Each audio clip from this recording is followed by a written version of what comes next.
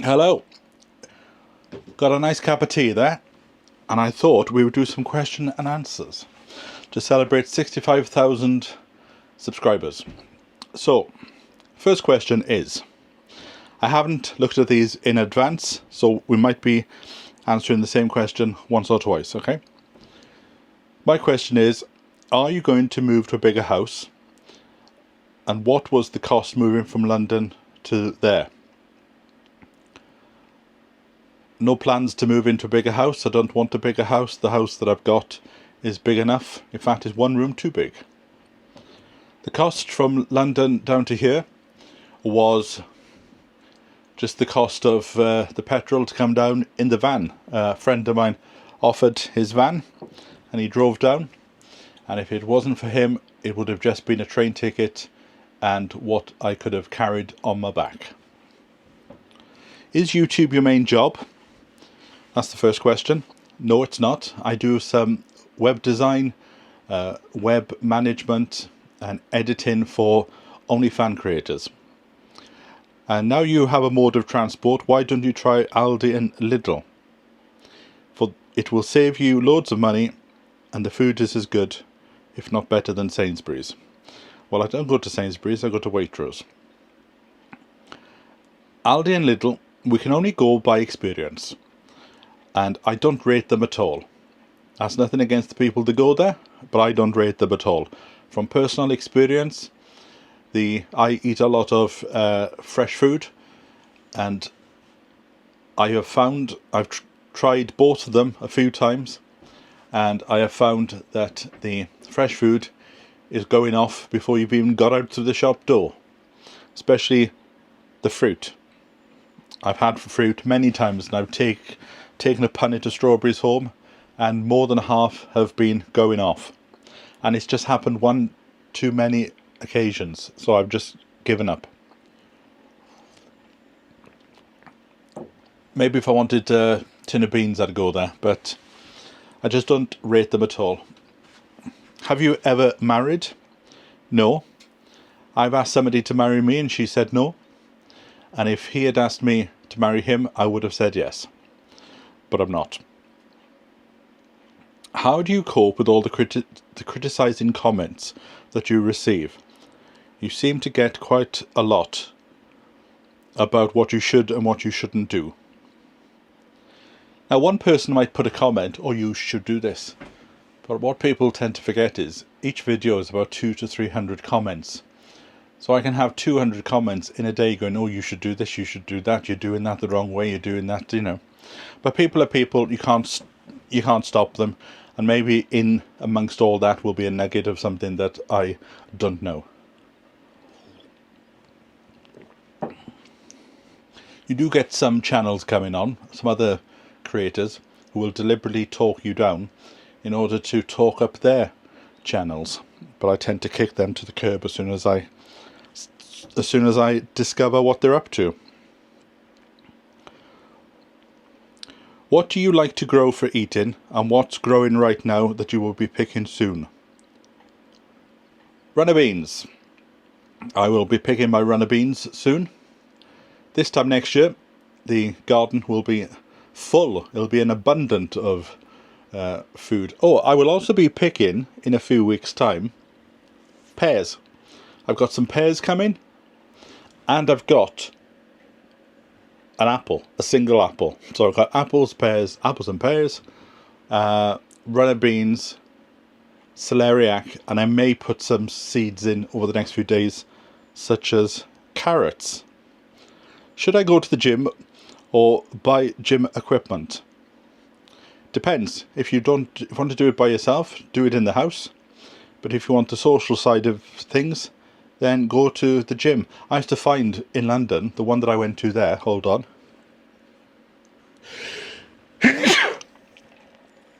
The one that I went to there was 24/7.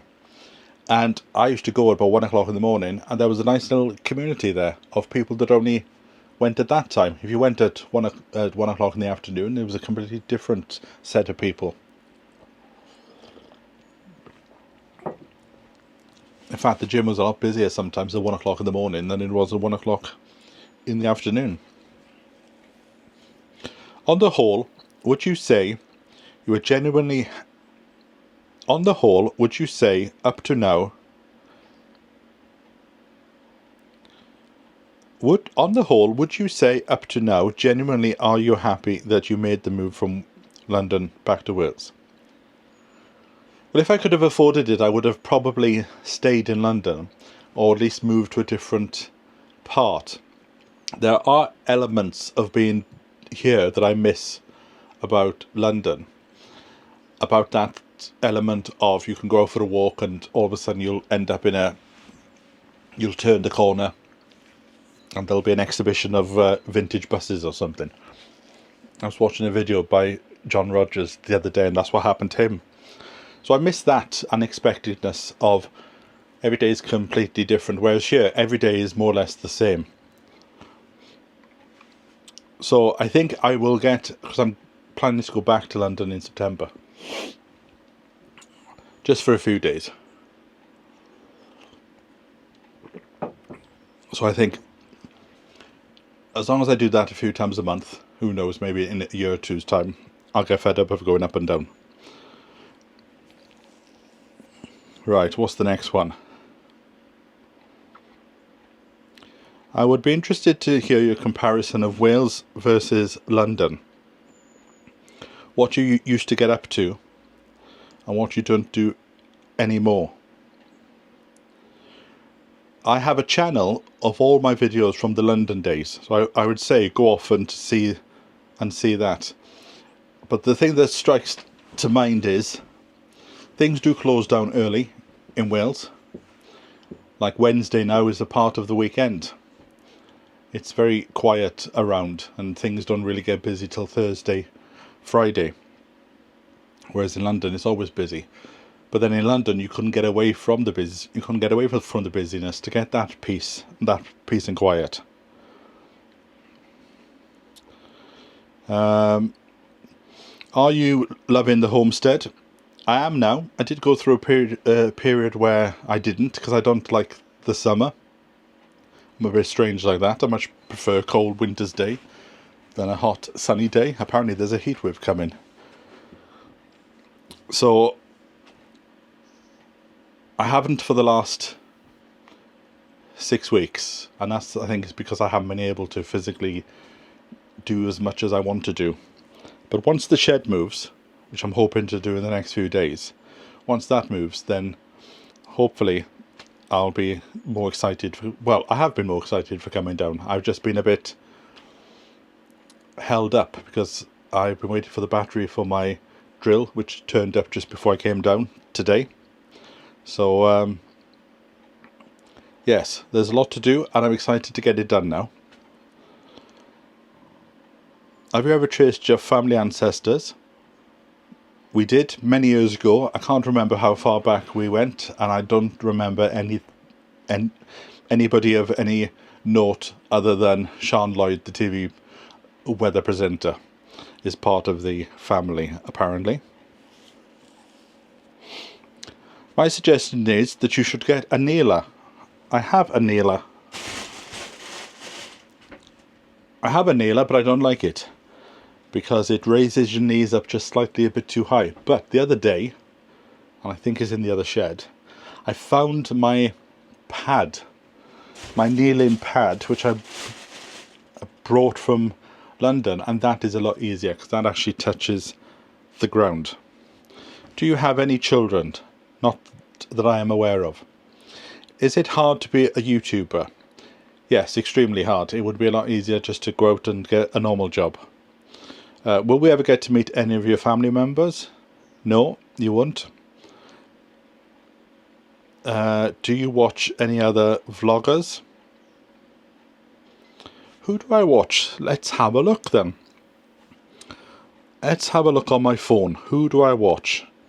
They're mostly narrowboats, fitness channels and travel channels. So a channel that I've recently discovered is right, let's just go through the list a sec. Most relevant. Right, so that I have recently found one called the Buddy Moon, and I'll put a list to all these below. The Buddy Moon, they're a South African couple and they're currently going through Wales. So it's interesting to see Wales from a completely different point of view. They've got a camper van and they're going around. So I quite like to watch that. This Tiny Life, they're based on a narrowboat and I think they've got an allotment as well they've taken on.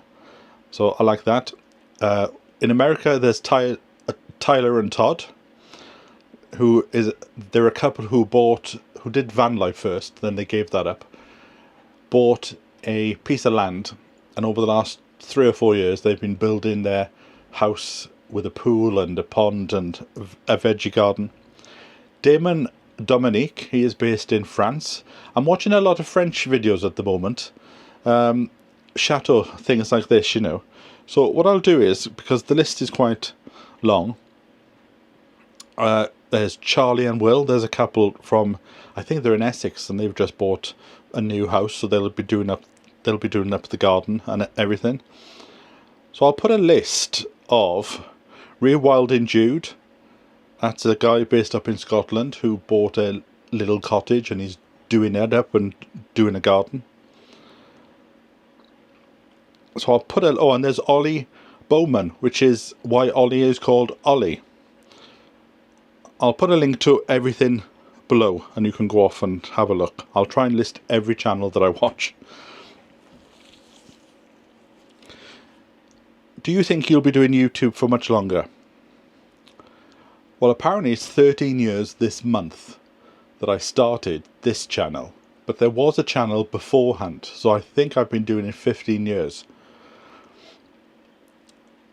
Will you be doing it much longer? I think in some regard I will always do something, but I would like to, by this time next year, ease off on the amount of videos that I put up, because there's 4 a week at the moment, and that is quite a bit. And I'm discovering that when you do things like the garden, or if you go away, it doesn't give you a lot of time to actually relax, because you're always thinking about what I'm going to film for the next video. So maybe in a year's time I would like to scale it back to definitely 2, and maybe even 1 a week on a Sunday something. So let's just wait and see. In fact, talking about videos, the next question is a bit about it. Really enjoy the grocery haul videos. Will you be doing Vlogmas again this year? The last Vlogmas kept us in stitches. Will you make another trip to Tenerife?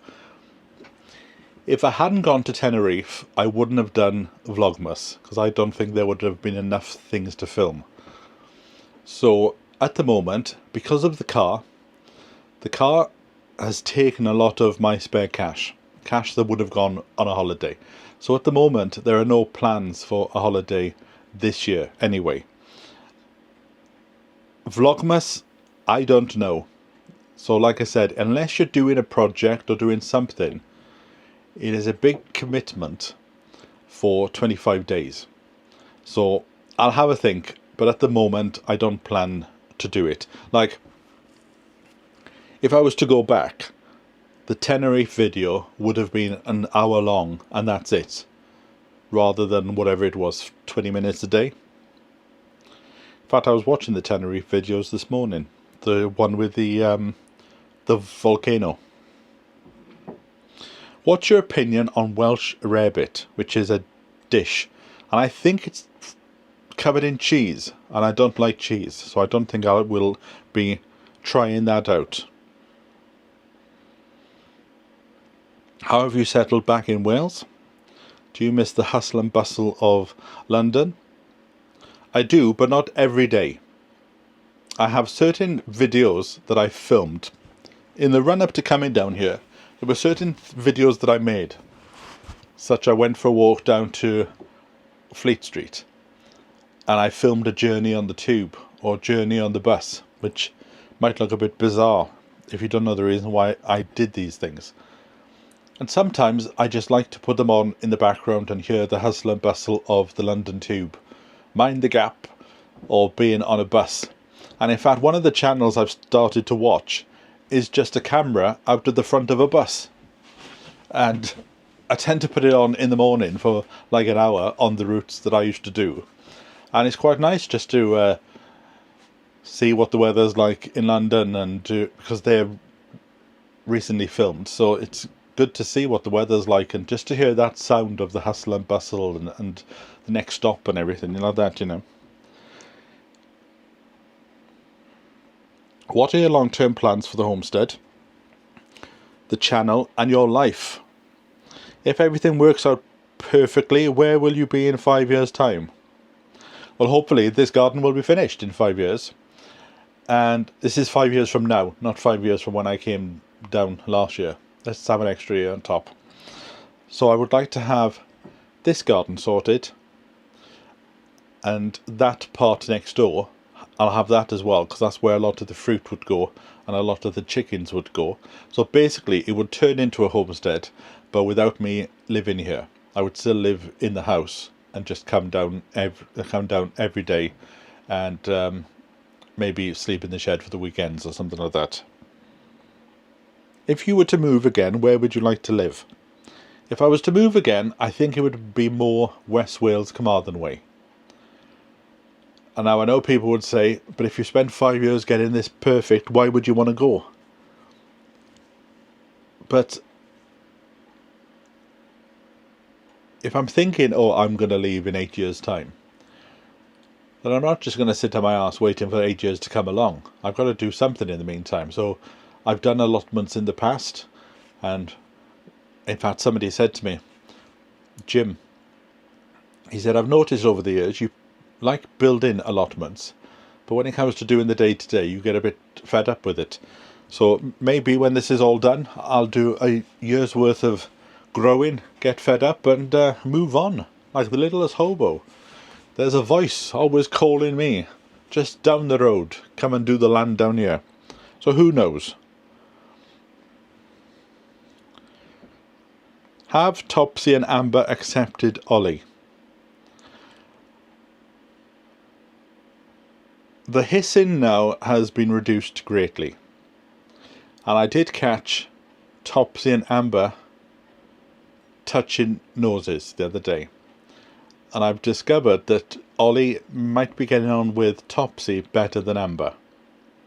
That's what I've noticed when they don't think that I'm watching. Do you give your cats catnip? No, I don't, but there is some in the garden. Yes, I've got some in toys. I thought you meant the plant. I've got some in toys, and I have a catnip plant in the garden somewhere. Because I've noticed Ollie can't jump too high yet, so Amber and Topsy, when they want a bit of peace, they go into the garden and they can jump up on top of the wall.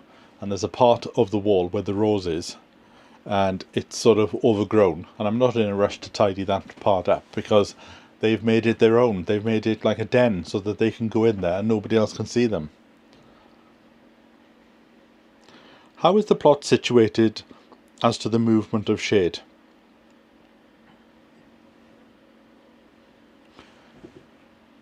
It gets a lot of shade in the summer. In the winter is the issue, because the sun is lower in the sky, and the mountain to the right hand side of me here, the sun disappears, I've noticed, round about 11 o'clock and then doesn't come back. But what I found interesting is there's a corner right at the bottom where the pond is going to go, and that kept roses in leaf throughout the whole of the winter. I was quite surprised. So I think there's a bit of a warm trap there, and that's why I think the pond would be very good there, because it will get, if the plants are still in leaf, especially the roses, that says to me that it's not getting that cold there. So hopefully the pond, if it does become frozen, there's enough heat in that corner to dissolve the ice. Thinking about it now, it might be,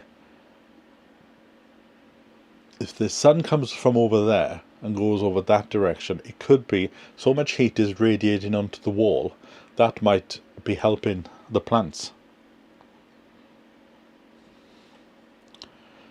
Why does your fridge door not close properly on its own?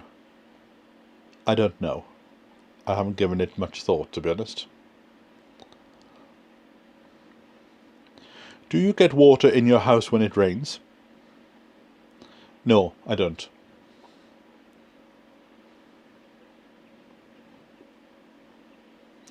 Do you speak Welsh? I can sing it, I can understand it, and I can speak a tiny bit. But there was a question somebody asked me the other day. What other language would you learn? Now, you would think I would say Welsh, but I would actually learn French. And I would go and spend some time in France. Obviously I can't now because of the cats, but if the cats weren't here, that's what I would have done. Do you feel that you will be living out your days in South Wales? In Wales, yes. I think you need a bigger summer house. How about getting another shed? I'm going to get another shed, but only a 4x3 shed. Something really small that I can turn into a toilet. I still think you need a bird bath or two. I know you are going to build a pond and there's a river, but some birds need the height, especially around cats. No plans for a bird bath at the moment?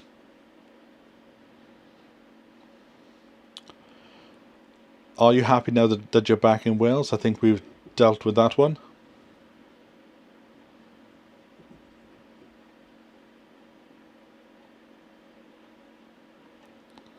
What are some things on your bucket list?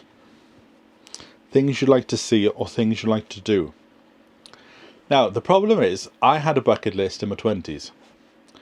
And I achieved them all by the time I got to 40. I wanted to be working for a mainstream TV company, and that's what I did. I wanted to have a position within a newspaper. I ended up being the editor of the gardening section for the Daily Mail. I did that. So when it comes to career, the goals that I've had, I've achieved. But the problem with that is, and I wanted to write a book. Well, I ended up writing 3. I also ended up working on a book for ITV, the I'm a Celebrity annual. So I achieved all my ambitions by the time I was 40. And then felt that I wasted my 40s because I didn't know what to do. Because I'd already achieved everything. And it's taken up until about 4 or 5 years ago to actually work out where I'm going to go next. So I would say, if you have a list, don't be in a rush to try and complete them all. And I was thinking the other day that the things I would like to do now, next, I think is too late now. Time has passed. So I would have liked to have lived in Canada for a while. I went to go and work on a film in Toronto and spent some time there. So I would like to live there. I would like to live in France, and I would like to experience living in Australia. I was asked to go to Australia many years ago, but I didn't have the funds. And I was asked to go to New York. I was even offered a job there. The same job that I did in London Theatre, but out on Broadway. And they said, if you want to come, we'll sort all the visas out and all that. But again, didn't have the money. And the days of having a relocation package are dead and gone. I remember I went for a job as the editor of Amateur Gardening magazine. And she went, right, you're perfect. And then I asked the question, what's the relocation package? And she was like, we haven't got one.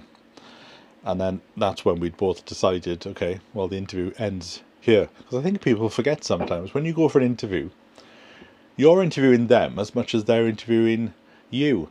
And I've been on a few TV interviews for TV jobs. And sometimes they don't tell you what the job is. or they don't tell you what the name of the show is. So you get to the end and they go, oh, congratulations, you now have a job on The Only Way is Essex. And it was at that point I said, no, it's fine. I don't want it. So I have turned down a few jobs in the past. I turned down a job on a TV series called Spooks.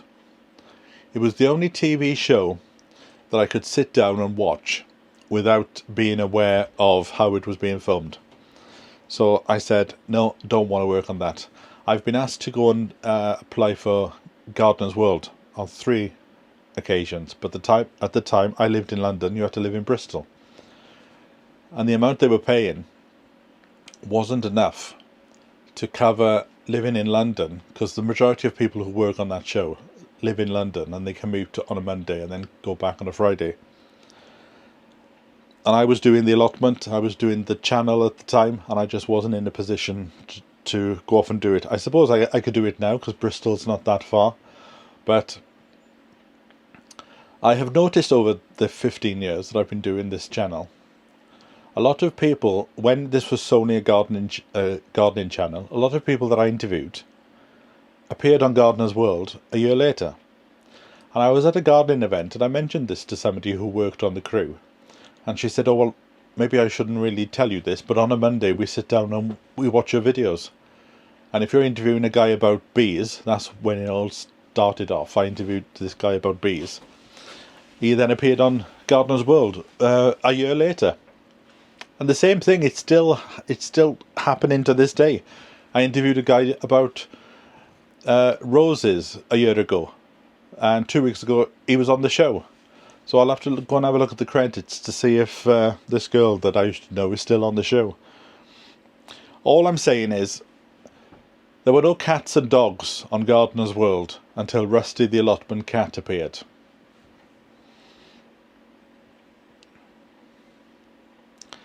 Right, next question.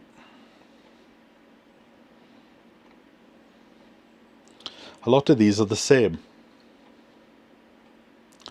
How do you feel, this is a good one, how do you feel filming for YouTube compared to filming for TV work?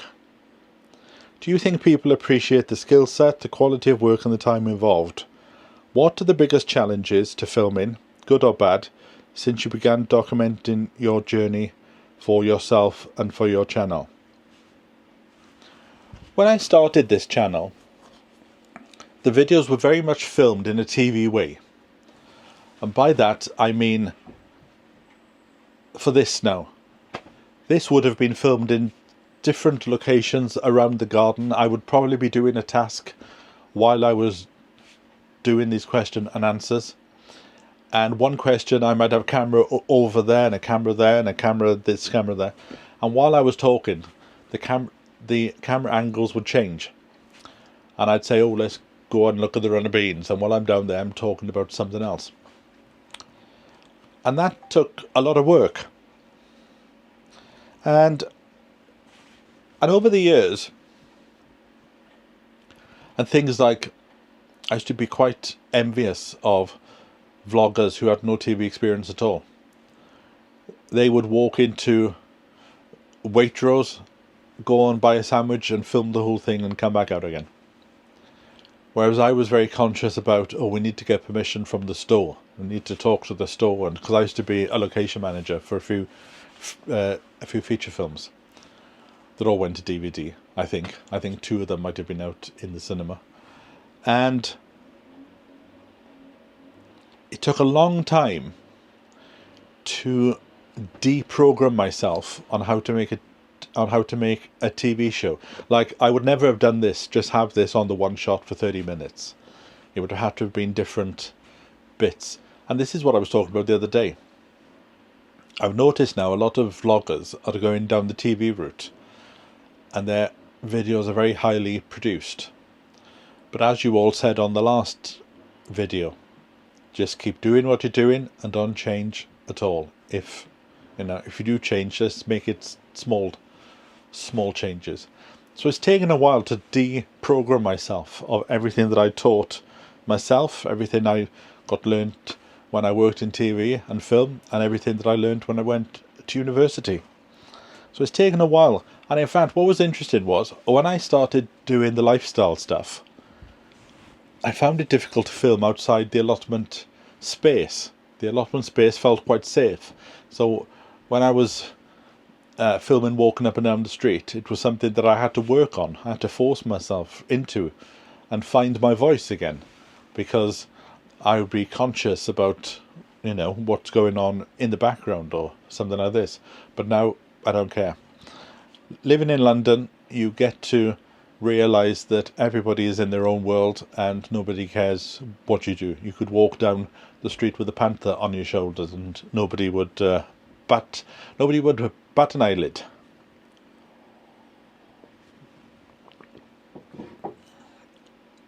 Right, where did we get to? I wonder if you have any more decorating to do in the cottage. So once the bathroom and the kitchen are painted, that's it. I need a new pair of curtains for upstairs, for one of the windows upstairs, and then that's it. Then the painting tasks will revert to here, because the inside of this needs to be painted. I think it's going to be cream. I can't remember. The tin of paint is down there. I can't see it. And then the outside of the shed needs to be painted as well.